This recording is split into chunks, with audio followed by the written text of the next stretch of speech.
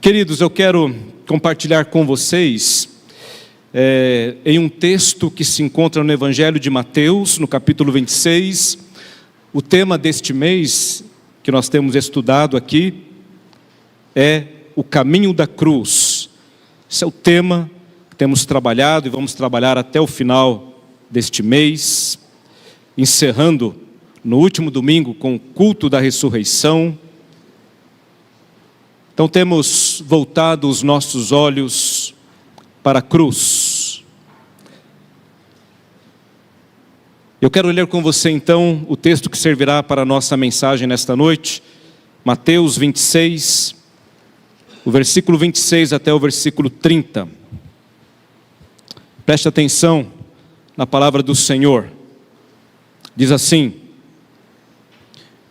enquanto comiam, tomou Jesus um pão, e abençoando-o, partiu e o deu aos discípulos, dizendo: tomai, comei, isto é o meu corpo.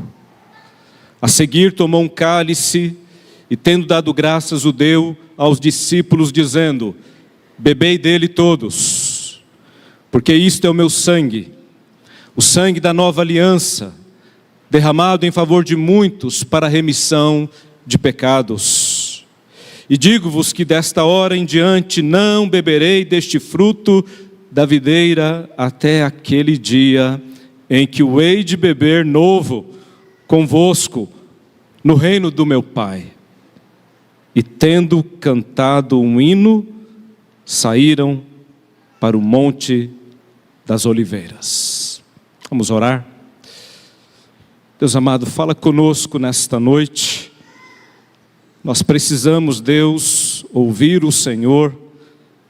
Precisamos da iluminação do Teu Santo Espírito para entendermos, Pai, a Tua palavra e para que de fato ela possa transformar as nossas vidas. Faça, Deus, aquilo que o Senhor desejar nos nossos corações nesta noite. Nós queremos ser como vaso nas mãos do oleiro. Trabalhe em cada coração aqui, Pai amado, para que a Tua palavra possa encontrar corações prontos, ó Deus, para frutificar de acordo com a Tua santa vontade, em nome de Jesus. Amém. O versículo 30 que nós lemos diz assim: e tendo cantado um hino, saíram para o Monte das Oliveiras. Que momento é este? Quando foi que Jesus e os discípulos cantaram um hino? Algumas passagens da Bíblia nos impressionam, chamam de fato a nossa atenção. Aquele versículo pequenininho, Jesus chorou, chama tanto a nossa atenção. Não sei se porque é o menor versículo da Bíblia, mas também pelo fato de a Bíblia descrever Jesus chorando. Agora eu não sei se você sabia ou já tinha lido que Jesus cantou. Isso me chama também, meus irmãos, de igual forma, atenção. Porque quando eu olho para esse texto aqui, e esse registro que não foi feito por acaso, se está aqui, é revelação de Deus, é palavra de Deus para mim e para você, é algo que nós temos que aprender, e há muito ensino aqui, há muita lição aqui. É de se admirar que neste momento, quando Jesus estava à sombra da cruz, Ele cantou, juntamente com os seus discípulos. Cantar em meio à dor, ao sofrimento, às lutas, é comum ao povo de Deus. Na verdade, nós vivemos em meio aos louvores. A Bíblia fala muito sobre louvor, sobre adoração, sobre cânticos. Sempre que o povo de Deus consegue grandes vitórias, alcança da parte do Senhor grandes vitórias, ele canta, ele louva. Mas não apenas neste momento de vitórias, mas mesmo em meio às suas lutas, ele canta e ele louva, ele fala da sua fé, da sua esperança, da sua certeza. Os salmos estão aí, nos mostram esta verdade. São cânticos de louvor e adoração ao Senhor nas mais diferentes situações da vida. A história também nos mostra isso. Lutero ali preso no castelo, perseguido, quem sabe ali com seu coração até um pouco temeroso por conta de tudo que estava acontecendo. Mas Lutero encontra na palavra de Deus, no Salmo 46, que Deus é o nosso refúgio, que Deus é a nossa fortaleza, e nesse contexto ele escreve o grande hino da reforma: castelo forte é o nosso Deus, espada e bom escudo. Jesus, ele estava a caminho da cruz. E ele não compôs o hino aqui para cantar. Na verdade, ele cantou as Escrituras. Ele cantou a palavra de Deus. Assim como eu e você cantamos também hinos compostos por homens e mulheres de Deus, e hinos que estão aqui nas Sagradas Escrituras. Enquanto nós peregrinamos, enquanto nós caminhamos para Jerusalém Celestial, nós cantamos, nós louvamos ao Senhor. O Salmo 146, versículo 2, diz assim: louvarei ao Senhor durante toda a minha vida, cantarei ao meu Deus enquanto eu viver. O louvor habita o nosso coração. Enquanto eu viver, durante toda a minha vida, não é apenas em alguns momentos, em algumas circunstâncias, não, é enquanto eu viver. Porque aqueles que desejam seguir a Jesus, são aqueles que negaram-se a si mesmo, tomaram a sua cruz, e agora tem uma caminhada de louvor rumo a Jerusalém Celestial. Eu quero, baseado nesse texto aqui que nós lemos, compartilhar com você no seguinte tema: o caminho da cruz é o caminho do louvor. O caminho da cruz é o caminho do louvor. E nós louvamos a Deus pela grande salvação que nos alcançou. E esta salvação que nos alcançou, ela pode ser pensada tanto no passado, como no presente e no futuro. E esse texto que nós lemos aqui, ele nos apresenta exatamente esta divisão. Ele fala sobre passado, ele fala sobre presente, e ele fala sobre futuro. A nossa salvação está nas mãos de Deus, Ele é o Senhor do tempo. A salvação foi planejada por Ele, pertence a Ele, será consumada por Ele. Por isso que Ele é digno de todo louvor, de toda honra, de toda glória, de toda adoração. E eu quero então, baseado nesse texto aqui, mostrar para você, nesta noite, esses tempos da salvação e o porquê, enquanto caminhamos a consumação da nossa salvação, nós podemos louvar e bendizer o nome do Senhor. Então, em primeiro lugar, meus irmãos, nós podemos dizer que a Páscoa, que é o que está acontecendo aqui no texto que nós lemos, ela apontava para a cruz. A primeira lição que eu quero deixar com você nesta noite é esta: a Páscoa apontava para a cruz. Nós estamos vivendo esse período também no nosso calendário litúrgico. Este é o mês em que nós vamos celebrar a Páscoa. E o que é a Páscoa? Será que você já se perguntou o que é esta festa? Quando Jesus está aqui com os seus discípulos, a festa da qual ele está participando é a festa da Páscoa. E a Páscoa, neste momento aqui, representava o passado. Era olhar para trás, era olhar para a história da redenção. O grande dia estava chegando, sim. O grande momento estava chegando, a cruz estava próxima. Mas neste momento aqui, Jesus e os discípulos podiam olhar para trás. Podiam olhar para Gênesis 3,15, na promessa, a primeira promessa do Redentor, o descendente da mulher, que viria e esmagaria a cabeça da serpente. O pecado entrou no mundo, sim, mas Deus já tinha a solução. O descendente da mulher viria, o Messias viria, e ele haveria de esmagar a cabeça da serpente, vencer o inimigo, vencer Satanás, vencer o pecado. E todo o Velho Testamento aponta para a realização desta profecia. E é interessante quando nós lemos o texto aqui, se você voltar um pouquinho no capítulo 26, versículo 2, olha o que está escrito, capítulo 26, versículo 2, diz assim: sabeis que daqui a 2 dias celebrar-se-á a Páscoa, e o Filho do Homem será entregue para ser crucificado. Jesus está dizendo: olha, o momento chegou, a hora chegou, daqui a 2 dias vai acontecer aquilo que eu já havia avisado para vocês um pouco antes.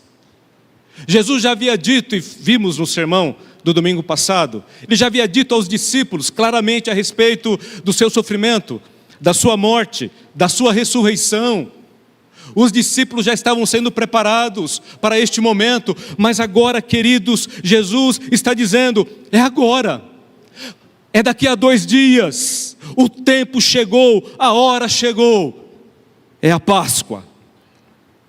Portanto, eles estavam vivendo essa grande celebração daqueles dias, que também, meus irmãos, estava associada a uma segunda festa.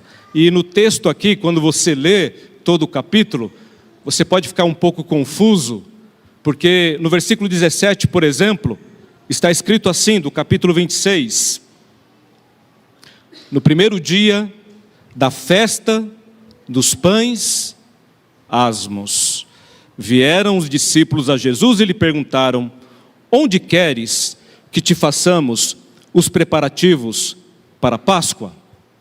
Então você encontra aqui a referência a 2 festas: a Páscoa, que estava acontecendo, e também junto com a Páscoa, outra festa que estava ligada a ela, que era a festa dos pães asmos. As festas estão juntas, acontecem uma seguida da outra. E muitas vezes na Bíblia elas até se confundem.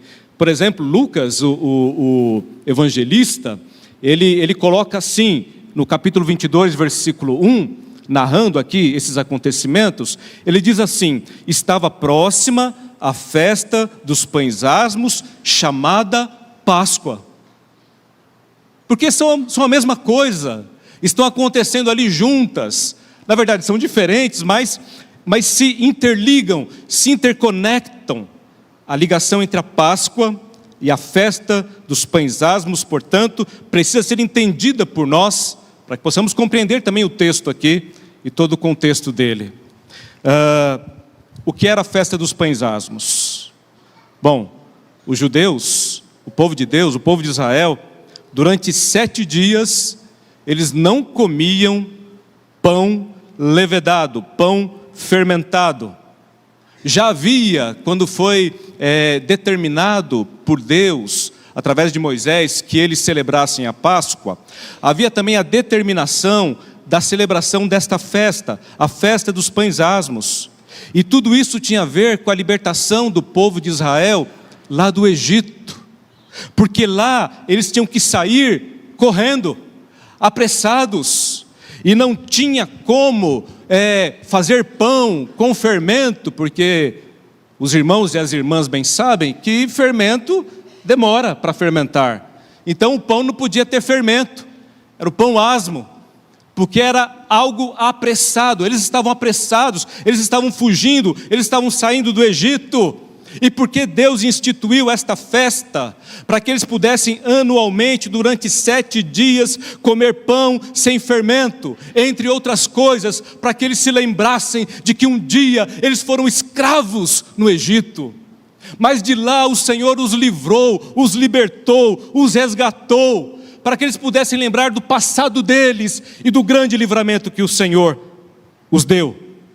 Então eles celebravam a Páscoa, que era ali a morte de um cordeiro, do qual eles faziam então um alimento, uma refeição. Essa era a Páscoa.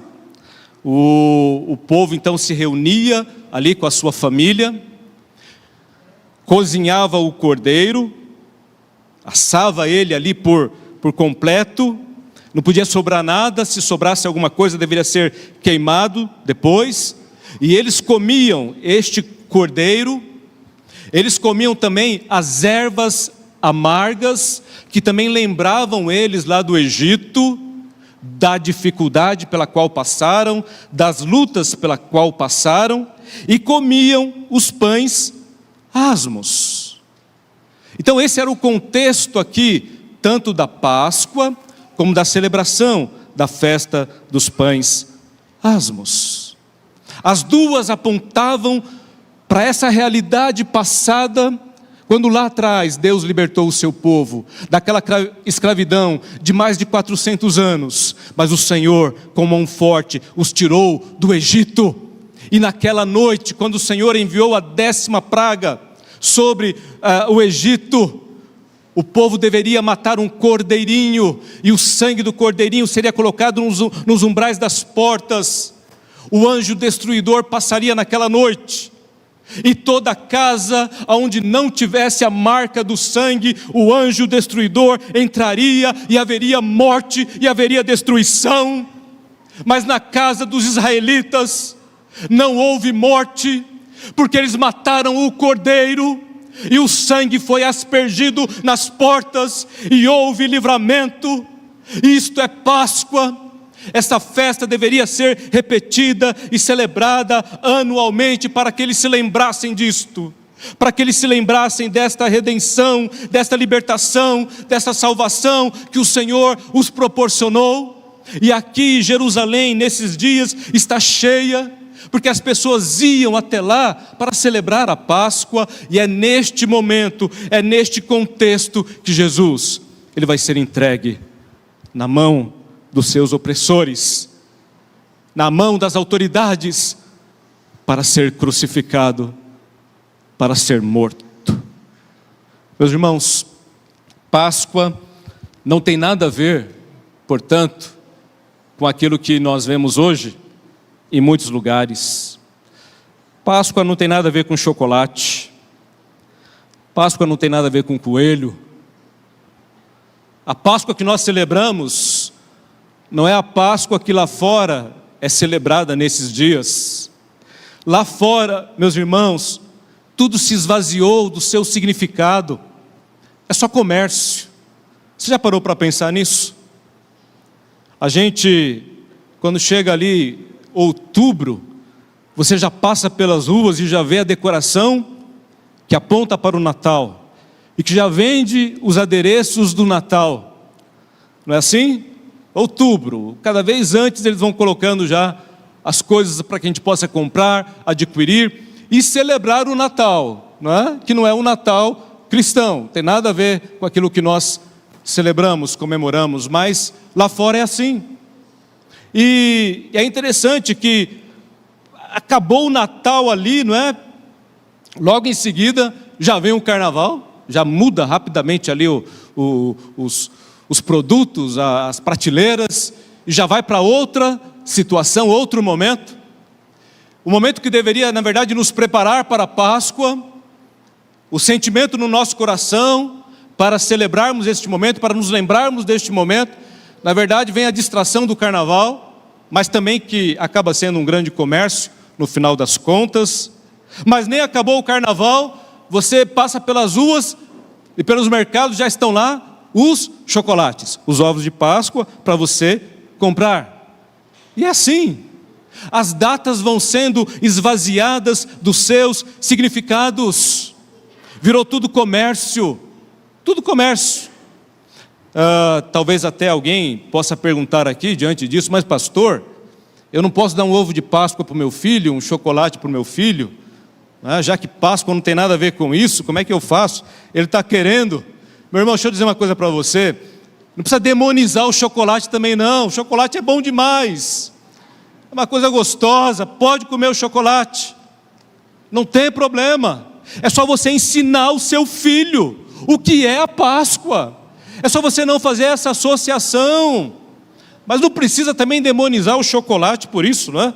Até porque ele não entende o que ele quer, aquele gostinho delicioso do chocolate na boca. Então, não há problema quanto a isto. Até porque a Páscoa ela é didática. O que nós temos que ensinar aos nossos filhos é o verdadeiro sentido dela. Observe que lá em Êxodo está escrito assim: uma vez dentro da terra que o Senhor vos dará, como tem dito, observar esse rito, o rito da Páscoa. Quando os vossos filhos vos perguntarem que rito é este, vocês vão responder: é o sacrifício da Páscoa. Porque o Senhor passou por cima da casa dos filhos de Israel no Egito, quando feriu os egípcios e livrou as nossas casas. Lá na frente, as famílias iriam se reunir para comer a Páscoa, o cordeiro, as ervas amargas, os pães asmos, e os filhos vão perguntar: papai, o que está acontecendo aqui? Por que eu tenho que comer pão sem fermento? Por que eu tenho que comer essa erva amarga? É didático. O pai vai explicar para o filho a história da redenção, porque é isso que nós fazemos e devemos fazer com os nossos filhos.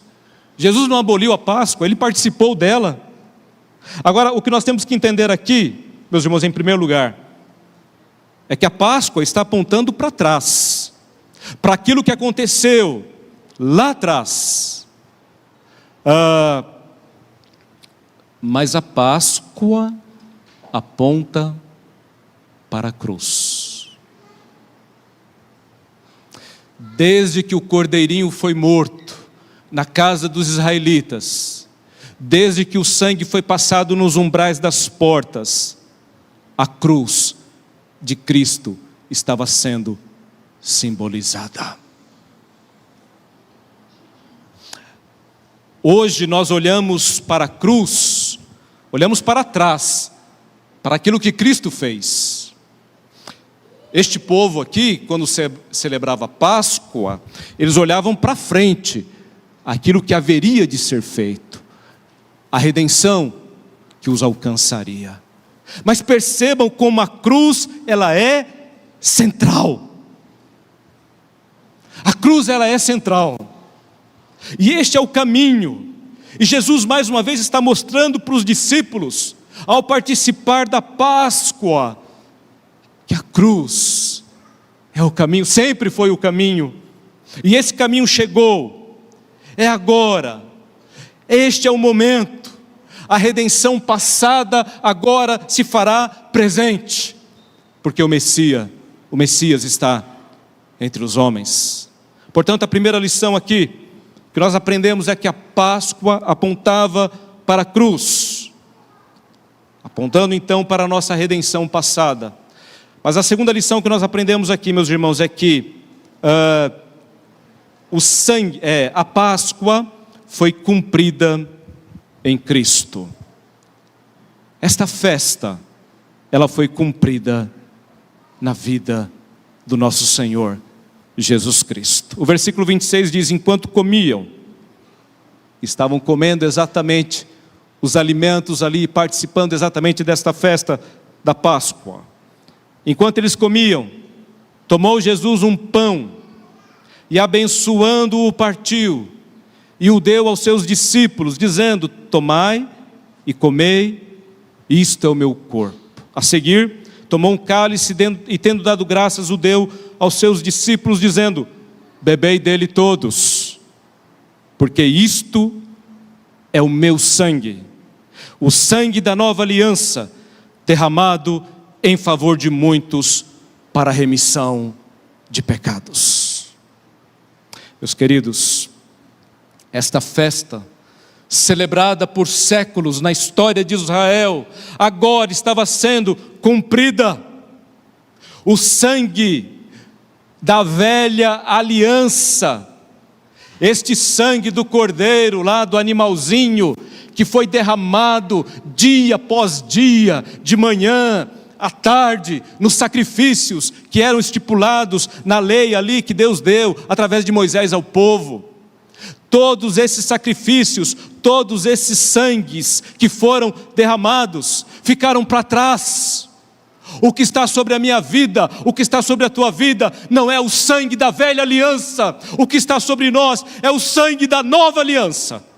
Glória a Deus por isso, meus irmãos. Porque Jesus Cristo, Ele cumpriu esta festa. Pedro, escrevendo sobre isto, na primeira carta dele, no capítulo 1, versículo 18 a 20, ele diz assim: irmãos, vocês sabem que não foi mediante coisas corruptíveis, como prata e ouro, que vocês foram resgatados do vosso fútil procedimento que os vossos pais vos legaram, mas pelo precioso sangue, como de cordeiro, sem defeito e sem mácula, o sangue de Cristo, conhecido com efeito antes da fundação do mundo, porém manifestado no fim dos tempos, por amor de vós.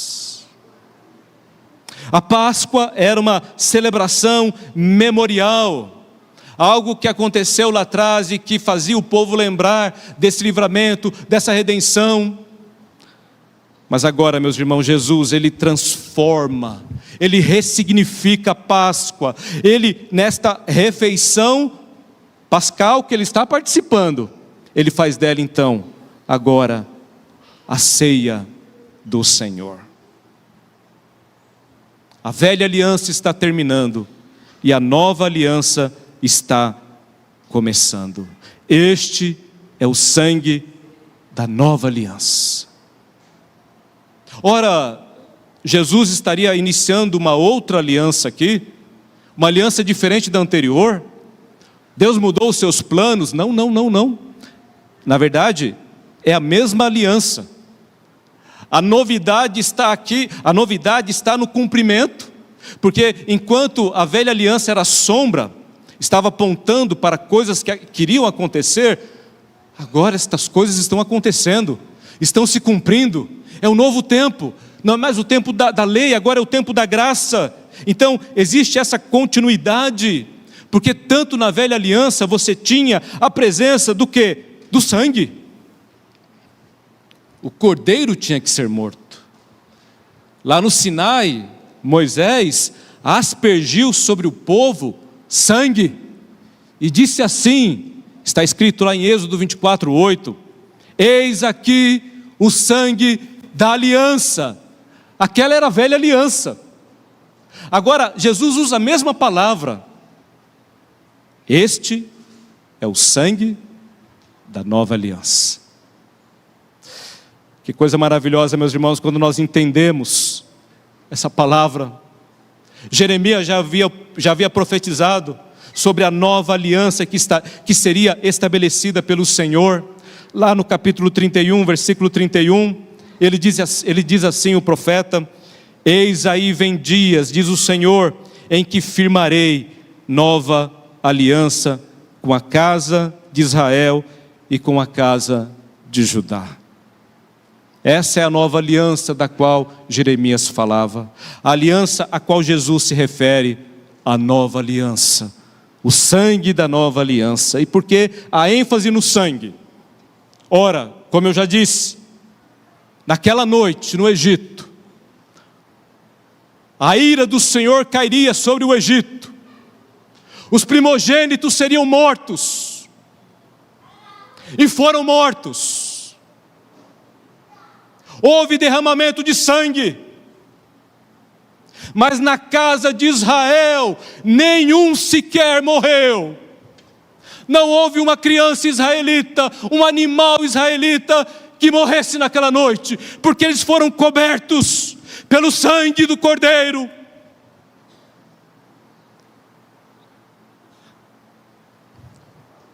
Naquela noite o Pai poupou os primogênitos de Israel. Mas eu tenho que dizer isso para você, meu irmão, que na verdade Ele só poupou Porque houve um substituto. Porque um animal foi morto e o sangue foi derramado.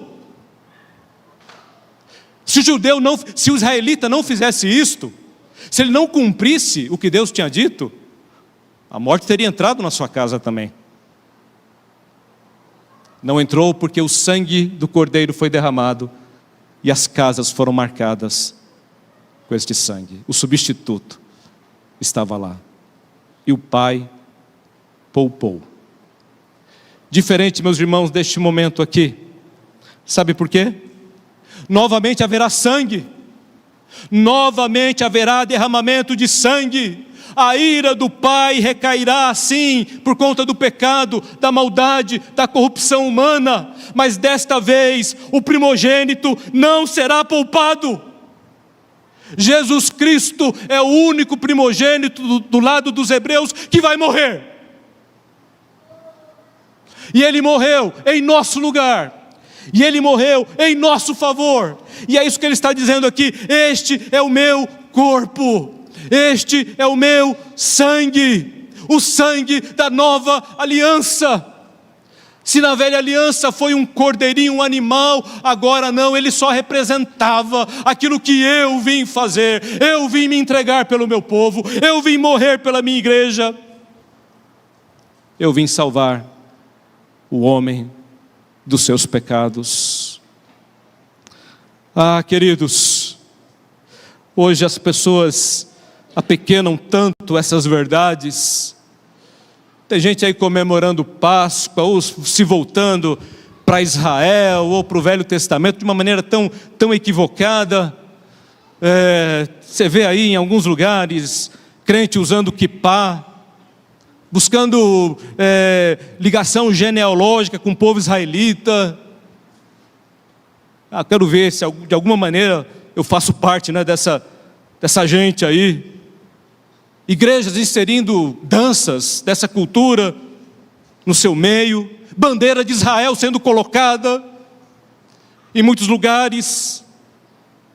Meus irmãos, um erro, um equívoco muito grande, porque o apóstolo Paulo vai dizer: ninguém vos julgue por causa de comida, bebida, dia de festa, ou lua nova, ou sábados, porque tudo isso é sombra do que virá. O corpo é de Cristo. Cristo está dizendo: eu estou aqui, este é o meu corpo, este é o meu sangue. Tudo aquilo que aconteceu lá atrás está apontando para mim. Eu sou a realização de tudo isto. O escritor Paulo, o apóstolo, escrevendo aos Coríntios, ele diz assim: lançai fora o velho fermento, para que sejais nova massa, como sois de fato sem fermento, pois também Cristo, o nosso Cordeiro Pascal, foi imolado. Cristo foi imolado. E é por isso que nós celebramos a festa, não com o velho fermento, nem com o fermento da maldade e da malícia, e sim com os asmos da sinceridade e da verdade. Então veja aqui, porque neste momento aqui, em que eles estão celebrando a Páscoa, Jesus, Ele pega o pão e diz: este é o meu corpo. Ele pega a taça lá, o cálice, e diz: este é o meu sangue, o sangue da nova aliança. Mas por que pão? Por que o cálice? Queridos, é interessante notar isto. Haveria melhor símbolo para Jesus usar? Lá no tabernáculo, por ordem de Deus, Moisés havia construído lá, um dos objetos, utensílios do tabernáculo, era a mesa da proposição. E nessa mesa ficava o quê? Os pães da proposição, enfileirados ali, 12, não é? 6 de um lado, 6 de outro, representando as 12 tribos de Israel. Naquela mesa toda de ouro, tinha ali os pães da proposição. Eram, na verdade, literalmente, o pão da presença. Apontavam para essa realidade: Cristo está presente no meio do seu povo, no meio de Israel. Os sacerdotes não podiam comer aquele pão, era consagrado. Então, ele só era comido depois de trocado, né? Ali, depois de um certo tempo. E Jesus, então, pega o pão e diz: este é o meu corpo. Porque ele é o pão da vida. Porque ele é o pão da presença. Ele sim é o maná, o verdadeiro maná que desceu dos céus. Assim como o pão alimenta, Jesus, ele é o nosso alimento. E é por isso que hoje nós participamos da ceia do Senhor, não mais da Páscoa dos judeus. É o que representa para nós a ceia, quando nós comemos o pão e quando nós tomamos o cálice, meio de graça. Nós não estamos mais na velha aliança, nós estamos na nova aliança. Porque nós entendemos que Jesus aqui, meus irmãos, colocou fim à velha aliança e inaugurou esta nova aliança. E no versículo 28 do capítulo 26, ele diz assim ainda: porque isto é o meu sangue, o sangue da nova aliança derramado em favor de muitos, para a remissão de pecados. Esse sangue será derramado em favor de muitos. Sabe por que Jesus haveria de morrer? Sabe por que Jesus está dizendo antes da sua morte? Ela já está próxima, ele está à sombra da cruz, mas ele está dizendo, olha, ele está mostrando de maneira clara, visível, é isso que vai acontecer comigo. O pão será partido, o sangue será derramado. Este é o meu corpo, este é o meu sangue. Eu vou morrer, eu vou me entregar, e isto será por vocês derramado em favor de muitos, para a remissão de pecados. Quem estava nesta reunião, meus irmãos? Havia gente especial ali, neste momento? Quem estava ali com Jesus? Senão pecadores, imperfeitos, gente que daqui a pouco iria abandonar Jesus, quando a coisa apertasse. Um deles iria negar Jesus, por 3 vezes veementemente. Haveria aquele que estava na mesa com ele, e o trairia por 30 moedas de prata.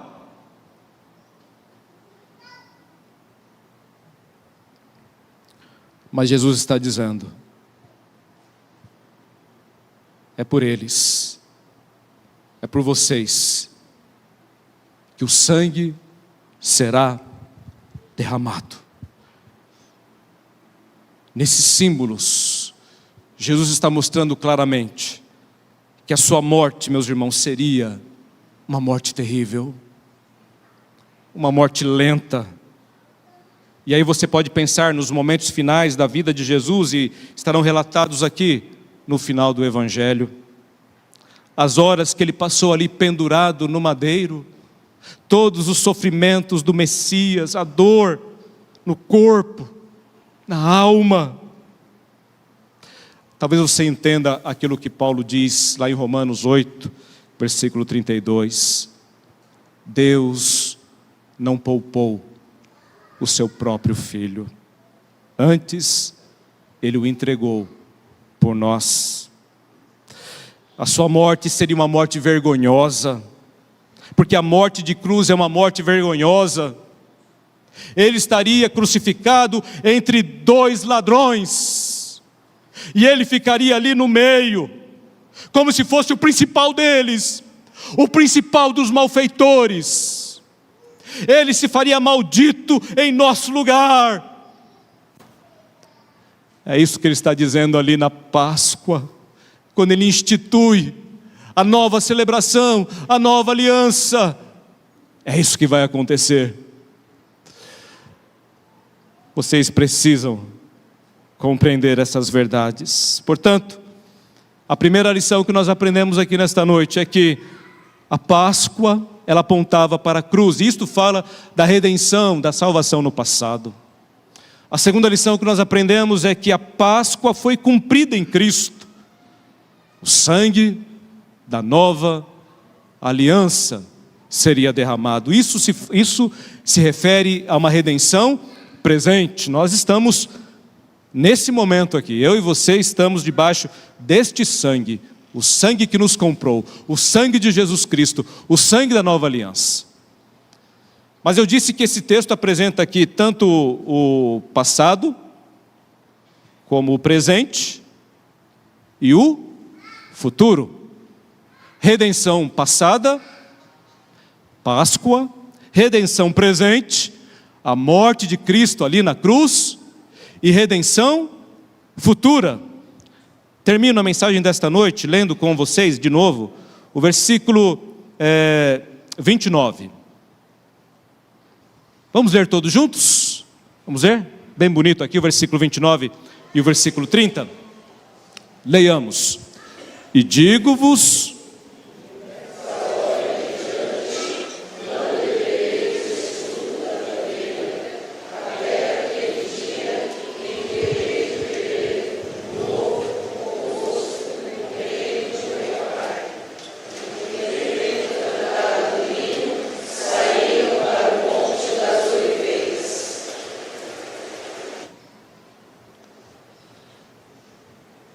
observe aqui o que Jesus está dizendo. Eu vou dizer uma coisa para vocês: tudo isso vai acontecer, mas desta hora em diante, eu não vou beber mais do fruto da videira, vírgula, até aquele dia. Redenção futura. Que dia é esse? Que momento é esse? Até aquele dia em que eu hei de beber novo convosco no reino do meu Pai. E aí Jesus, diz o texto, e os discípulos cantaram um hino. E Jesus foi para o Monte das Oliveiras. E Jesus foi para a cruz. Eu não sei você, mas imagine se você soubesse o dia de amanhã. Imagine se você soubesse que amanhã você passaria por uma grande dor, um grande sofrimento, uma grande luta. Você seria capaz de cantar? Você seria capaz de louvar? Jesus está indo para a cruz, mas finaliza este momento aqui cantando um hino com os discípulos. Queridos, que hino foi esse que ele cantou? O texto não diz, mas era comum naquela festa, a festa da Páscoa, os judeus cantarem os hinos do Halel. Halel é aquela coleção nos Salmos, que vai do Salmo 113 até o Salmo 118. São hinos que eram cantados nessa ocasião, nas celebrações, nas festas, no começo e no final, se cantava os salmos, que é o saltério, que é o inário de Israel, do 113 até o 118. Geralmente cantava-se 113, 14, 15 no começo e os finais ali, o 118 lá no final da reunião. Você já imaginou que a letra dessas canções preparou Jesus para a morte? Você já imaginou que esses salmos falavam exatamente dele? Queridos, Jesus, ele sabia o que ia acontecer com ele, que ele seria traído, que Pedro negaria, que ele sofreria zombarias, mentiras, escárnios. Mas ele cantou. O que eu posso aprender com isto? Ora, meus irmãos, nem tudo na nossa vida que parece difícil, parece ruim, de fato é ruim. Muitas vezes nós olhamos a vida e as circunstâncias com os nossos olhos, com a nossa ótica, e ela é tão limitada. O nosso olhar é tão pequeno, nós não conseguimos enxergar o todo. Mas Jesus, ele podia enxergar, aquilo que nós não enxergamos. Jesus não murmurou, Jesus não ficou prostrado naquele momento, pelo contrário, diz o texto, que tendo cantado um hino, saíram para o Monte das Oliveiras. E eu pergunto para você, meu irmão, porque na nossa caminhada, e a nossa caminhada é esta: você quer ser meu discípulo? Tome a sua cruz, dia a dia se negue e siga-me. O caminho é esse, não há outro. Agora, como cantar se o caminho é a cruz? Como louvar se o caminho é tão difícil? Como cantar sabendo que haverá negação, traição, humilhação, rejeição, dor, sofrimento, angústias?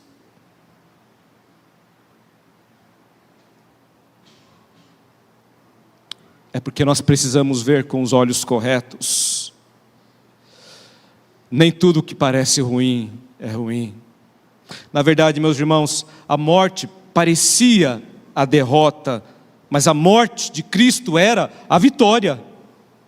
A morte parecia o fim, mas a morte de Cristo era o começo. A sexta-feira da paixão viria, sim, ele haveria de passar por tudo isso, mas o domingo da ressurreição chegaria. O túmulo ficaria vazio, a pedra seria removida. Por isso Jesus canta, porque ele sabe que a sexta-feira vem, sim, ele vai passar por ela, mas o domingo vai chegar. Sabe por que eu e você cantamos? Porque nós temos a mesma certeza no nosso coração. Enquanto caminhamos para a cruz, nós vamos passar também pelas sextas-feiras, pela dor, pelo sofrimento, pela angústia, pela rejeição. Mas nós vamos continuar cantando, porque o domingo da ressurreição virá. E a Bíblia diz assim, que Deus está entronizado em meio aos louvores, por isso que o povo de Deus canta. O louvor nos fortalece, nos anima, nos alegra. Você já passou por uma situação difícil, meu irmão, e ao invés de ficar reclamando e falando o que não deve, você começou a louvar o Senhor. Você coloca aquele hino, sabe aquele hino abençoado mesmo, né? E começa a cantar junto ali e louvar. Isso enche o teu coração, te fortalece, te enche do Espírito Santo para você enfrentar as lutas, as dores, as dificuldades. Por isso que a palavra de Deus diz que a igreja deve falar entre vocês, entre nós, com cânticos e hinos espirituais. Por isso que Paulo e Silas na prisão, machucados, feridos, amarrados, o que eles faziam? Eles cantavam louvores ao Senhor. Eles entendiam isto, meus irmãos, porque cantar nos faz declarar a nossa fé, a nossa esperança, a nossa certeza, a nossa confiança no Senhor. Então, o que eu posso dizer para você nesta noite? Cante. Cante na tempestade, cante na dor, cante nos momentos de incerteza, cante diante do impossível. O louvor vai te aproximar do Senhor. Foi isto que Jesus fez. O texto diz que ele estava indo para a cruz com os seus discípulos, ele passaria por todo aquele momento, mas eles cantaram um hino. Eu e você também podemos cantar. O louvor não é apenas ministério do coral, o louvor é ministério da igreja. Nós devemos cantar, nós devemos louvar, nós devemos nos animar com essa tão grande esperança, com essa tão grande salvação. Salvação passada, salvação presente e salvação futura. Porque o texto diz aqui, e para terminar, olha, Jesus está falando, estou participando deste momento aqui, este é o meu corpo, este é o meu sangue, mas saibam de uma coisa, desta hora em diante eu não vou mais beber do fruto da videira até aquele dia. Sabe o que te aguarda, meu irmão? Você sabe o que te espera? Você tem noção do que está esperando por você? Eu comecei dizendo que a nossa igreja está em festa, não é em celebração. Porque crente gosta de festa, não é verdade? Crente gosta de festejar. Eu vou te animar então um pouquinho mais. O que está esperando a gente, meus irmãos, é uma festa. E que festa! Haverá uma festa nos céus, haverá um banquete nos céus. E esse banquete não é igual à Páscoa, não é igual à festa dos pães asmos. Ele não dura apenas 7 dias, ele dura a eternidade. E é para lá que nós vamos. E é o céu que nos espera, e é a glória que nos espera. E nós vamos estar na presença do Senhor. Apocalipse 19 fala da ceia, das bodas do Cordeiro. Haverá o casamento entre o noivo e a noiva. Cristo é o noivo, a noiva é a igreja. E casamento tem festa, e vai ter festa nos céus, a Bíblia diz isto. E nós vamos participar eternamente desta festa gloriosa na presença do Senhor. Portanto, meus irmãos, eu e você estamos aqui nesta terra, neste tempo, entre 2 banquetes. O primeiro banquete é o banquete da dor, o banquete do sofrimento, o banquete da cruz, o banquete do sangue derramado. Esse é o primeiro banquete. Mas haverá um outro banquete. E nós estamos então entre esses 2 banquetes. O banquete da cruz, ali, da dor, do sofrimento, mas também o banquete da glória. O banquete da alegria, o banquete da festa. E é isso que nos anima na caminhada. E eu digo para você ainda mais, o banquete da dor, ele já passou. Cristo tomou o nosso lugar. O que nós aguardamos agora é o banquete da glória.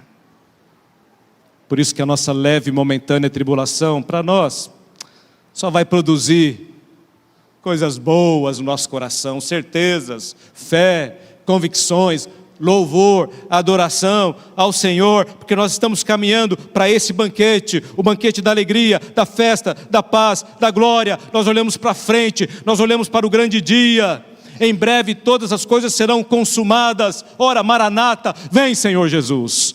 A nossa salvação, ela vai se consumar. Olhamos para frente, ela ainda não se consumou. Cristo ainda não voltou, Ele há de voltar. Tudo isso vai terminar, esse tempo vai acabar. Cristo voltará para buscar a sua igreja. E aí nós habitaremos eternamente na presença dEle. Até aquele dia em que eu hei de beber de novo convosco no reino do meu Pai. Que Deus nos abençoe nesta noite. Que Deus nos faça entender esta palavra e viver esta palavra com toda a alegria do nosso coração. Amém?